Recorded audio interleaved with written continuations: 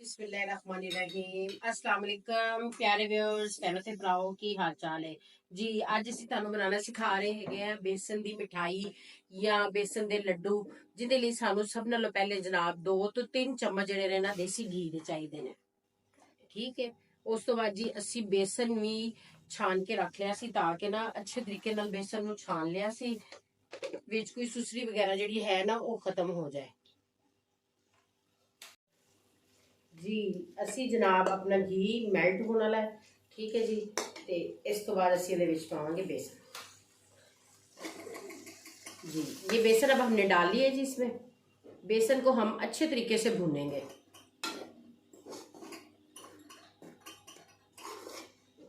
इसको कम से कम 5 से 6 मिनट लगेंगे, ठीक है, ताकि बेसन जो है ना वो अच्छे तरीके से भून जाए, बेसन की स्मेल आना शुरू हो जाए, ठीक है, अच्छी सी खुशबू इसकी आना शुरू हो जाए। फिर उसके बाद जो है ना हम बाकी चीज़ें इसमें डालेंगे।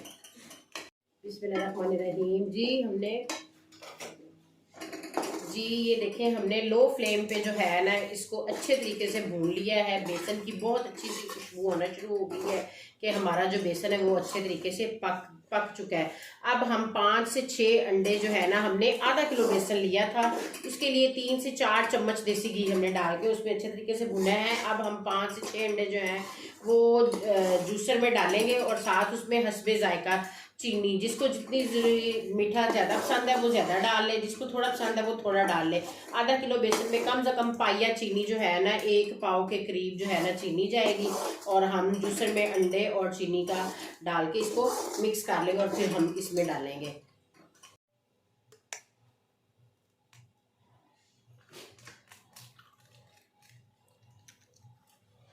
जी तो हमने पहला अंडा तोड़ के डाल लिया है ये। अब हम जूसर में डाल रहे हैं जी दूसरा अंडा, ठीक है।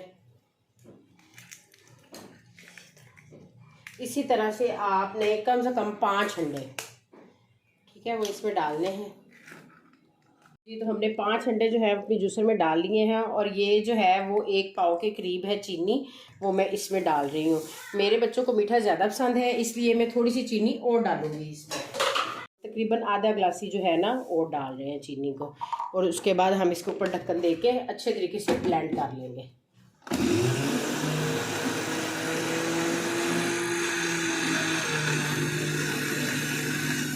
रहीम जी हमने ये काजू पिस्ता बादाम जो है ना चॉपर में डाल के चॉप कर रहे हैं ताकि ये छोटे छोटे हो।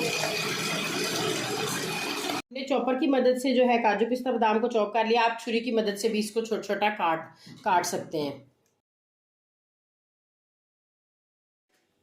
बिस्मिल्लाहिर्रहमानिर्रहीम जी तो हमारे काजू पिस्ता बादाम जो है वो हमने चॉप कर लिए हैं। अंडे और चीनी ये दोनों चीज़ें हमने जूसर में डाल के ब्लेंड कर ली हैं। और अब हम दोबारा से बेसन की तरफ आ गए हैं। इसको दोबारा से अच्छे तरीके से गर्म करेंगे और इस पर फिर हम थोड़ा थोड़ा अंडों का मवाद डालेंगे और इसके बाद इसको फिर अच्छे तरीके से मिक्स करेंगे। इतना भूनेंगे कि ये घी छोड़ दें। बिस्मिल्लाहिर्रहमानिर्रहीम जी तो जो अंडे और चीनी का मिक्सचर हमने अपनी जूसर मशीन में बनाया था वो अब हम थोड़ा थोड़ा करके डालेंगे। इसके साथ एकदम थिक सा बैटर बन जाएगा। ये देखें आप, पहले एक दफ़ा गुठलियाँ बनेंगी और उसके बाद इसको बहुत ये थिक बन जाता है। इसको अच्छे तरीके से हम ऐसे हिलाते जाएंगे।